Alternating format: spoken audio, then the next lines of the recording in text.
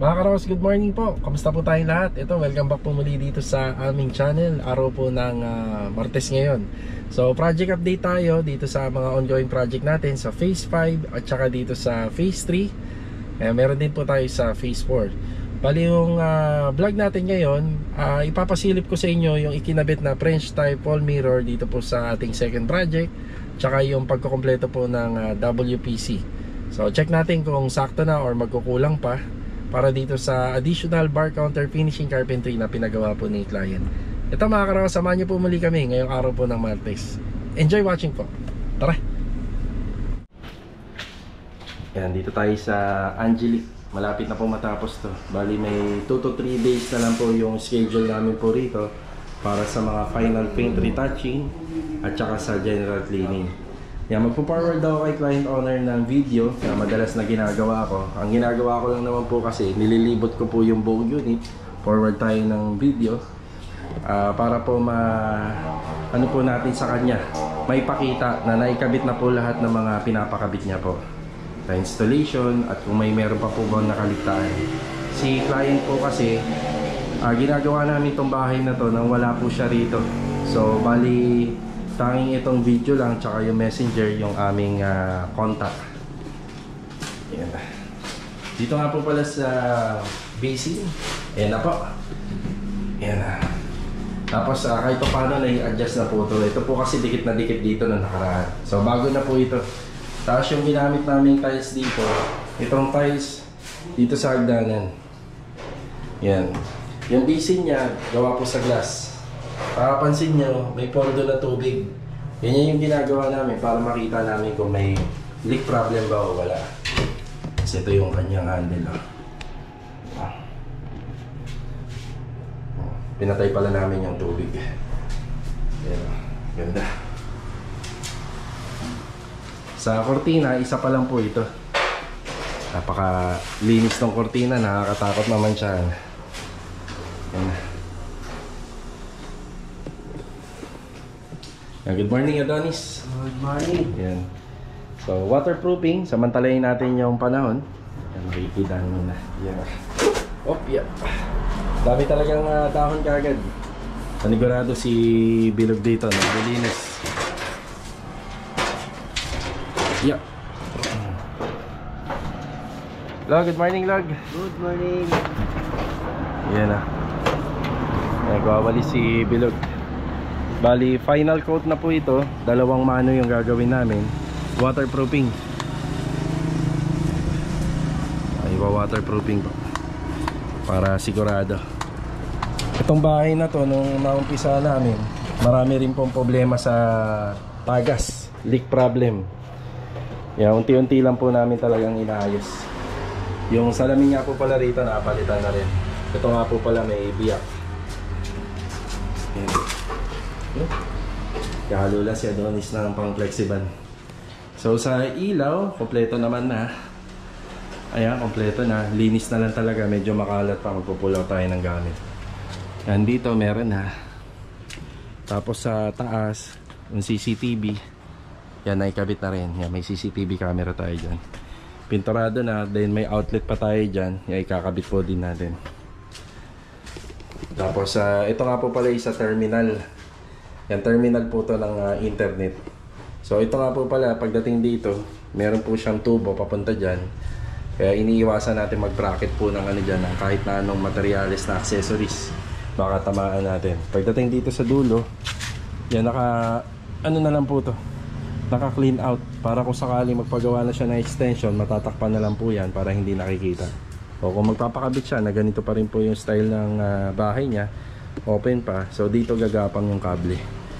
Yan, para hindi kita. Wala pong nakasabit po dyan ng mga kable para sa internet. Ito po ay pipinturahan pa. Yan, ng kakulay po nitong ginamit natin dito.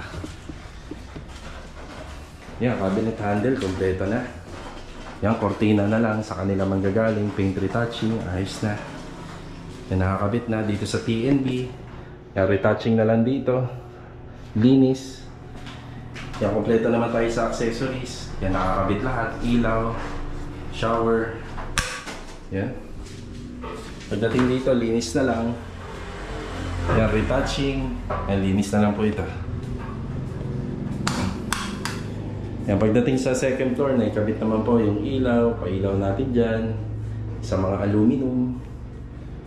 Yan dito rin. Rad, baka walang rad to. Ayun, may rad. Yan, may rad po tayo dyan. Kompleto na. Halos kompleto. Tapos ang kulang na lang dito yung mga takip. Yan, linis na lang po ito. Yan na yung ilaw, ikakabit na lang po yan yung pin light.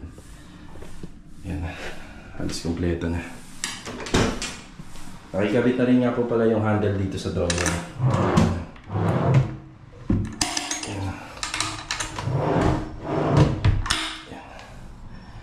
Halos linis na lang po talaga. Yan. Yan, linis na lang. Paint retouching. Tapos yung mga outlet cover, switches. Yan na lang. Yan, linis na lang. Yan o. Daming lilinisin dyan. Kailangan malinis din po yan. Pag in-inspect natin. Retouching. Ito si Bilog. Saka si Adonis. Yan, nag-uumpisa na sila rito. May CCTV dyan. Ayan, binanggit ni Bilog. Ayan, may CCTV na po dyan. Nakikita na tayo ni Ma'am dyan. Ayan, ayan, nakikita na tayo ni Ma'am dyan sa CCTV. Ayan. Bali 2 coats ano? 2 coats pag natuyo. Ulitin pa, isang ulit pa. Ayan, para finish na po tayo dyan. Tapos na. Tapos dito, syempre, yan, no? Paint retouching pa po yan. Yan, lilinisin pa. Yan, nakikita ko, mga 2 to 3 days pa to. Tapos na. Mga lumagpas naman siyang pintura. Yan, ulitin po yan. Retouch, lining. Para pag tinurn over natin, bago. So, sa nakikita ko, yung mga outlet cover na lang sa mga installation, halos tapos na. Retouching, paint, yun na lang, halos tapos na. Yan. Tapos ito pa, syempre, nakikita natin mga masilya. Yan, nagwawalis-walis si Bilog rito. Pangilang walis mo na yan, Log? Dahil na.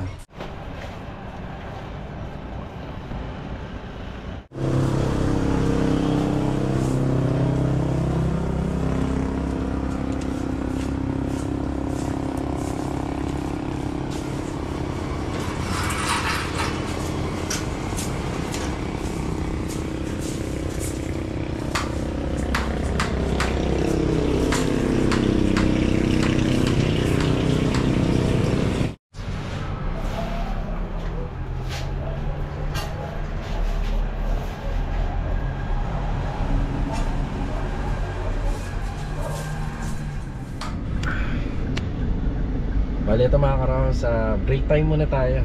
Yan, medyo tanghali na po tayo na nag-start kanina. Yan, nandito ulit kami sa may paradahan. Yan, si Mrs. nakatawid na ba? Ay hindi, ayun po. Yan. Kahapon nung nagpunta kami rito, hindi namin nakuha yung padala. Minsan may mga kliyente na dyan nagpapadala, meron naman sa TrueBank or iba cash.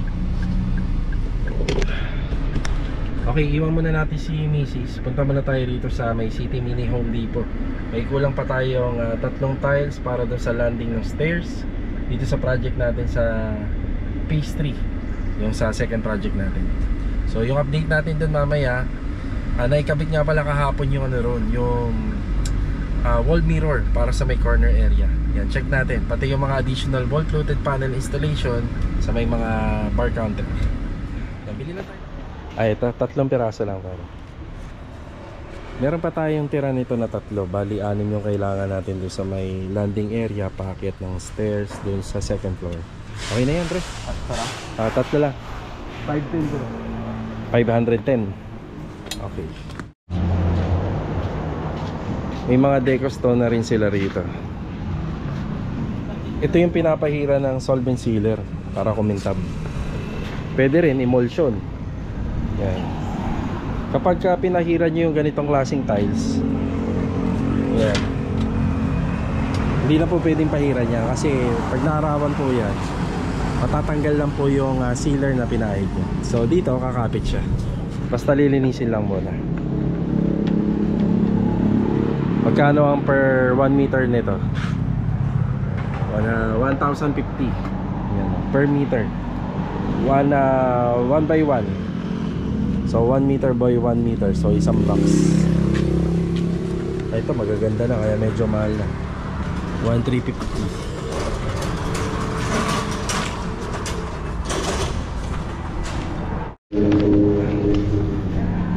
510 pesos yung tatlo. Bali okay na po tayo dito sa tile center. Ayan, hinihintay na lang natin si Mrs. Ito, shoutout muna kay Sir, kay Ma'am pala, kay Ma'am Merly Facana, na lagi po nanonood dito sa ating YouTube channel. Sa mga bago nga po pala nating subscriber, welcome na welcome po kayo rito sa aming channel dito sa YouTube. Bali, ang mga matututunan nyo po rito isa regarding sa mga renovation, paggawa ng extension, painting, carpentry. Ayan, basta everything regarding po sa house renovation na napapanood nyo.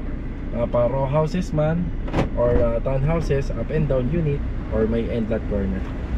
So, ito na si Mrs. Okay na? Yes. Okay, let's go. Tara. Dito naman tayo sa phase 4. Bali dito sa phase 4, yung bago nating project ay isang Amy row house din, inner unit. Hindi pa nila nakuha yung end lot to. Isang unit na lang, end lot na. Meron na tayong delivery rito. Yan, buhangin. Yan yung buhangin natin. Tapos meron na rin tayong mga bakal dito, 10mm at saka 12mm. Mga aso, shoutout sa inyo. Yan, relax lang kayo dyan. Tapos gabundok na yung ating panambak dito. Sa panambak natin, kombinasyon to dun sa tinibag na pader, tinibag na lababo at saka yung mga lupa at saka tiles. Kaya may mga tiles din po rito na nabasag. Pero marami rin naman po yung naisalba. Kukunin daw ni client. Actually, yung kontrata sa labor and materials, lahat po na mababaklas dito kay contractor na depende sa pag-uusapan ninyo. Pero kami, wala naman po kaming pagdadalhan yan. Pwedeng kunin ng may-ari, depende kay client. Yan, dito si Marvin. Good morning, Vin. Good afternoon na pala. Good afternoon. Ayan, si Bilog, kanina nabati na natin si Adonis. Ayan, nandito sila. Meron na rin po tayong semento rito. Ang mga bakal, nagtutulungan nila. Kompleto ba kayo dun sa gamit? Nadala nyo, no? Pati ito. Kaya pa ba ito? Makakaputol pa? Kaya pa. Oo. Yung sa sila ng post no? Tatlo. Log, offset ka ng ano rito, ha? Ng dalawang mata. Dalawang mata, tapos single lang. Simula rito, sukat ka na 170. Sa poste. Oo. Kasi ang gate niya nasa 110 cm ang finish. Single lang. So 110 plus 30 plus 30 kasi ang poste natin 30 tapos 30. So 110 yung finish. Ang single lang. Single lang, single gate lang. Tapos huwag mo kalimutan yung dowel. Ang opening ng gate pa ganito. Pabaling dito. Kaliwa. Pag nakaharap ka rito, kaliwa. Bali 200. Simula rito, dyan 200 kasi may dalawang mata ka pa rito. Dito na ako susukat ng dito ka kukuha. Hindi na. Ano na yun? Sakto na yun pagka dinivide natin. Bali yung butas natin dito, ano na lang siya. Sa C-beam na kasi kita mo naman, wala ka ng parilya dyan. Dalawa lang parilya natin. Yung poste natin, babaliin na naman. Yan. Bali na lang yan dyan. C-beam pa rin siya. C-beam pa rin. Pati yung sa likod. Okay, bali ang structural natin dito isa bungalow. Bungalow lang. Ayan, hindi ko na pinatay yung camera. Yun na. Alam na nila yan. Lagi na po nilang ginagawa. So, lagi naman na tayo gumagawa ng row house. Pero nagtatanong pa rin sila kasi importante pa rin yung abang kung saan ilalagay po yung mga dowels para sa poste. So, meron kasing diskarte na insan may nahihirapan sa pagulma ng poste, pagbubuhos. Hindi na muna nila nilalagyan ng abang. Kami, lalagyan na namin ng abang. Di bali mahirap sa umpisa, pero pagdating po sa finishing, nakaabang na po yung dowel para sa cylindrical. Madali na. Hindi ka na magsisinsil.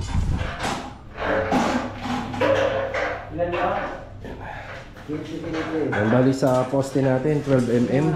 Yan yung mga rebar. Yan yung stirrup isa 10mm. So kami 10mm na yung ginagamit namin, pero pwede rin naman yung 9mm. Yan, mas makakatipid tayo. Ayun na po yung ating excavation dito. Pati ito po mawawala po to, matitibag to, pero sa ngayon kailangan pa natin to for safety para doon sa mga materyales natin. Tsaka dito. Kasi ito kaya inumpisahan na pong baklasin to. Yan, inumpisahan ng tibagin kasi gagawin din po natin to. Bali overall na nga po pala yung project natin dito. Dati nabanggit ko extension lang, tapos ceiling and electrical, pero pinapalahat na ni client lahat na magiging sliding, overall tiling, pati ito mawawala to, pero sa ngayon kailangan pa natin.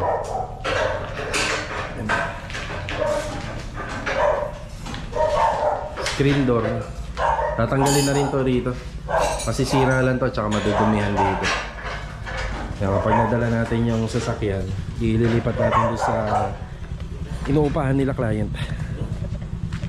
Yan, marami na tayong pwede din ipasok ng materials dito, kagaya ng mga metal paring na hard deflex, para kahit pa paano maumpisahan na rin po yung insulation dito. Open na to. Maganda yung bubong niya, no? Maganda yung bubong, no? Maganda yung bubong nila, sir, oh. Maganda. Dito pa lang kasi sa loob makikita mo na kung may diferensya yan. Wala mga butas. Yan. Well, parang wala, no? May tulo ba? Saan ba na? Pag naulan. Ito? Dito lang. Oh, at least madali na makikita yan. Yan, sa bagay, akitin naman natin yan eh. May maintenance natin.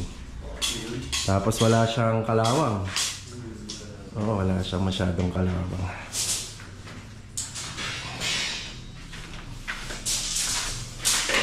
Maluwag, no? Maluwag, pasikipin na natin. Maluwag, pa-orderan na natin ng materials, no? Pwede na. Metal paring, tsaka mga Ardeflex. Sayang naman yung momentum, no? Luwag-luwag, biglang pag naghalo na simento. Sige. Yet, mas maganda pa rin po kasi may mga materials dito. Sakaling umulan, may gagawin.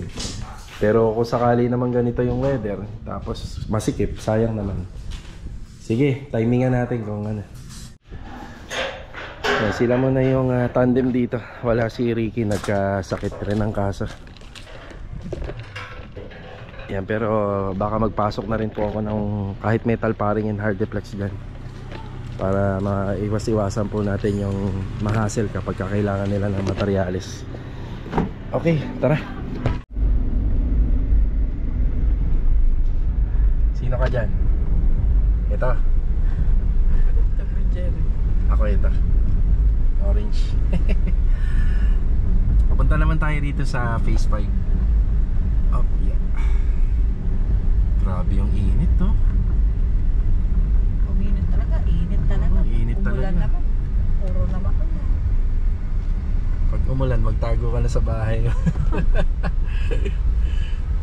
Ay. Shoutout po kay Ma'am Isa and Sir Edward and family. Kauna-unahan namin ginawang bahay rito sa Phase 5. Mainit. Dito tayo sa Phase 5. Kay Sandy, magandang hapon po. Magandang hapon, boss. Tsaka si Kuya Richard. Kuya Boy, magandang hapon. Kuya Boy. Iyon na. Flooring. Flooring. Yan. Test na tayo, maganda nyo. Sige. Oo. Yung sa septic tank, no? Kasi kapag inangat natin, masyado na sobrang taas na. Baka pumantay na yung flooring dito. Bali, yung tungkol naman po sa mga septic tank, kung ano po yung inabutan natin, yun yung basis. Alangan namang hukayin namin yan para maibaba lang. So ito yung basihan namin. Ito yung doorstep. Diyan kami kumukuha ng finish floor line para sa tansi. Yan, nakabang na, oh. Kaya nabuusan na. Nakabang na po yung para dito. Dudugtong na lang po yan. Floor drain, faucet, tapos yung sa mga electrical sa poste. Yung nagbubuo sila rito. Binuhay na ni Kuya Boy yung catch basin dito. Yan. Tapos magkakaroon po tayo ng drainage system dyan para po sa automatic washing machine. Tapos faucet. Tapos syempre catch basin. Maganda rin kasi may isang downspout tayo na nakapakain dito sa poste. Malilim pala talaga, no? Paghapon, no? Hindi kagaya din sa kabila. No? So far naman wala pa tayong project dito sa face part na nandyan sa left side. Puro nandito. Ang init. Feeling ko manghihingi kayo ng trapal sa akin yan pag ganyan. Tapos yung isang bintana nga pala rito tinanggal na namin. So ang ending naman po nito, magkakaroon ng TV console dyan. Or kung hindi man, ay pwede rito. So binaklas na po natin. Ayan na. Tapos ang window na lang, pinaka window dito po sa yan, yan na lang yung pinaka window. So privacy, wala na po siya. Tayo sa taas.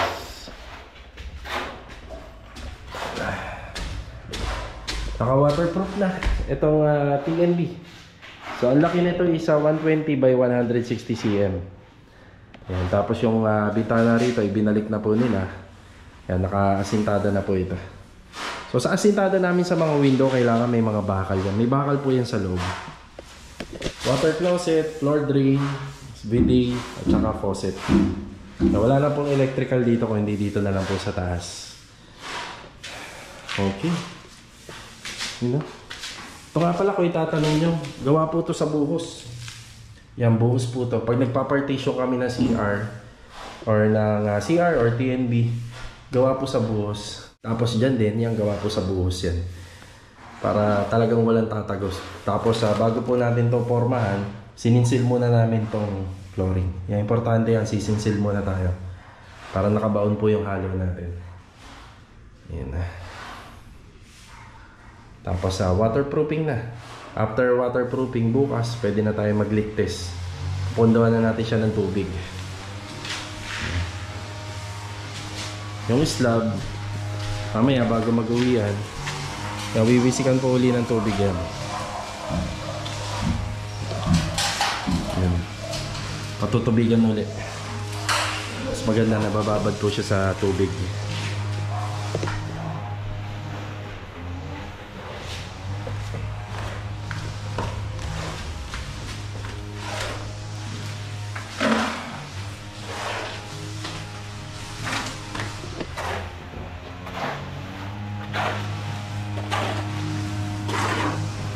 Kaya bago mag-uwi yan uli, yung slab, patulong ka na lang sa kanila. 20 by 20 po, kuya. Yan o, 20 by 20. Thank you.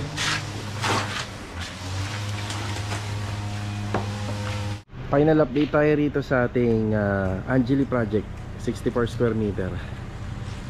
Yan o. Pinagpapatuloy yung solvent sealer dito sa ating mga deco stone. Tapos yung taas ay napakakinis na, napakalinis na po. Ayan. Ayos. Mukhang bago. Ayan, naikabit na nga rin po pala yung mga ilaw sa poste. Pero sa ngayon may cover muna siya. Yung pinaka plastic cover nito binalik lang namin. Ayan, marami pa kasing lilinisin dito. Ayan, tanggalin pa yan yung mga sumobra.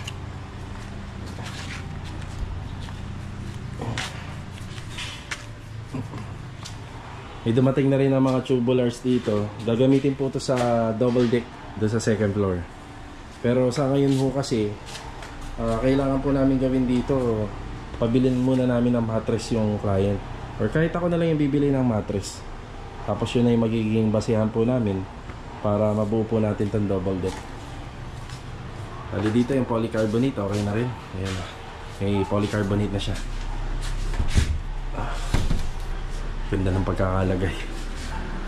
Siya na naglagay niya si Louie.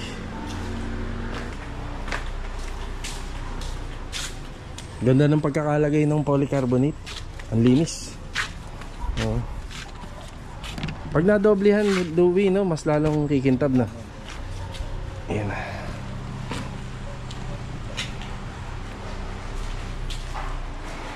Ito na nga po pala yung fresh type wall mirror. Ayan o. Kaya parang mas lalo lumuwag itong bahay. Ang sukat po nito kasing haba po yan ng plywood. 4 feet by 8 feet. Tapos ang panel niya, 1, 2, 3, 4. 4. Bali 12. Laki oh. Yan na, parang nakakalaki din yan, diba? Tapos sa wall fluted panel design, ayan na po. Pinapasok na po ni Master Jojo rito. Tapos meron siya sa taas, sa header. Bali kung ano na lang yung parang pinakahulog nito. Yan.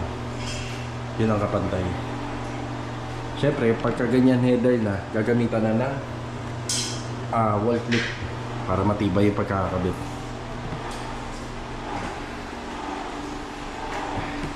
Mukhang kulang John, no? Mukhang kulang para doon, no? Wala na. Oh, wala na. Yan, meron pa po yan kasi dito eh. Taas na lang ito.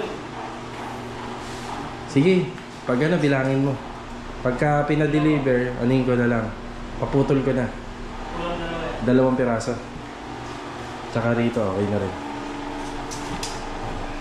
Yung binili ko nga pala kanina sa tile center, dito po yung gagamitin. Pero may sobra pa rito 3 eh.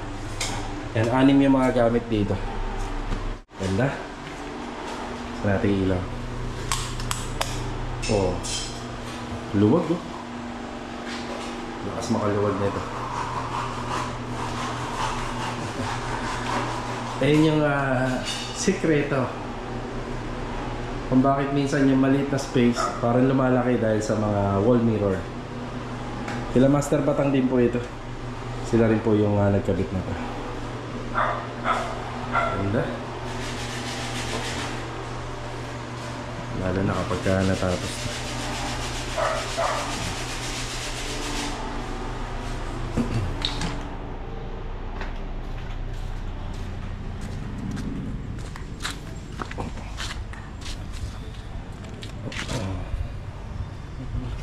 Pang isang ano pa lang ba yan lahat, no?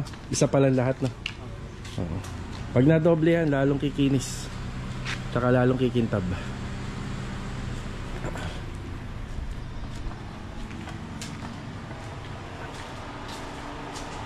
Ito yung update natin dito sa second project namin.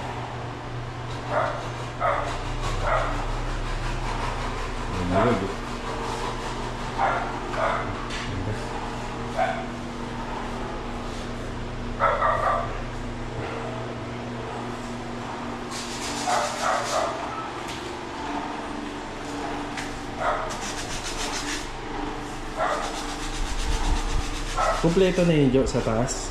Ha? Kompleto na ito pag nailagay. Okay. Kompleto na yan. Yan, hindi pa natin makikita to na detail. Kulang pa 2 peraso. Siyempre, pinagkakasya lang naman namin para hindi masobrahan si client sa materials. Pero nagkaroon na ng dating na. Ganda na. At ayan mga karangos, yan lang po yung naganap ngayong araw po ng Martes. Ayan, maraming salamat nga po pala sa mga magagandang comment nyo dito sa aking last part ng video na in-upload po ng nakaraang araw. So sa mga nagtatanong po kung magkano, kasi may nababasa pa rin ako kung magkano, ibig sabihin hindi nyo po napanood ng buo. So price range yung binibigay namin doon, kasama na yung labor cost and overall materials na nagastos po doon. So pakibalikan po, ito po yung video natin na isang 36 square meter na isang row house dito sa Phase 4 Lumina Homes. Meron po kayong mga ganitong klaseng unit na kinuha kahit hindi dito sa Lumina. Sana makatulong po ng malaki itong ating idea dito sa upload video na ginawa natin. So paano, kita-kita na lang po ulit tayo for the next video. Ingat po tayo palagi at paalam po muna. Tara!